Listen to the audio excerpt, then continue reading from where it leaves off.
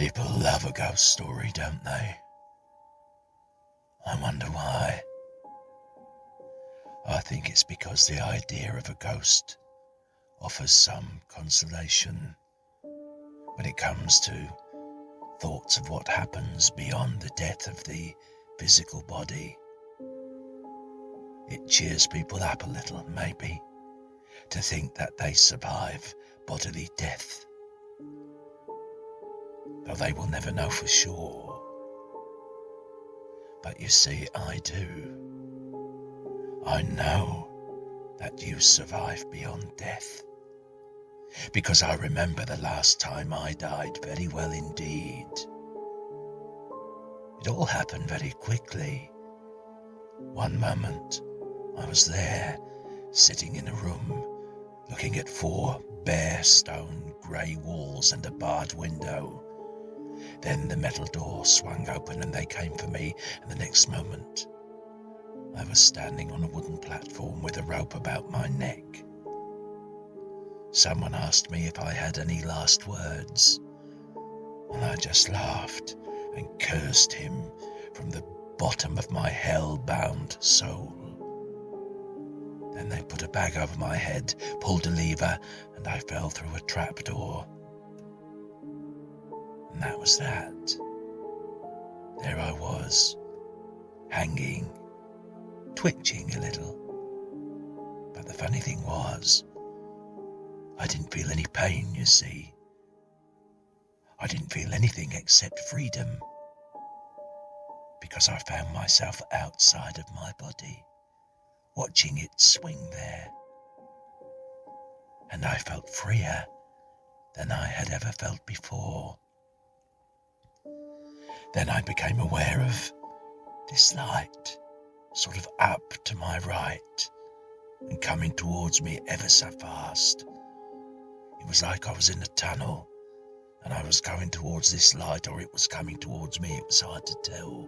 And then very quickly, I was in front of this light.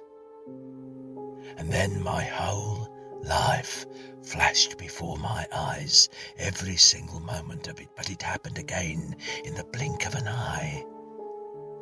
I saw everything and felt everything, not only from my own point of view, but from the point of view of those who I had harmed, and there had been many. And I enjoyed reliving that all over again. And when I began to enjoy that, this bright light, it seemed to diminish a little, and I became aware of another kind of light to my left, a darker light, if that makes sense, and I felt very drawn to it. I wasn't ready to move on, you see. I'm still not. So I turned my back on this bright light and stepped into the shadows and found that I still had my life. I didn't have my body. No, there's no body.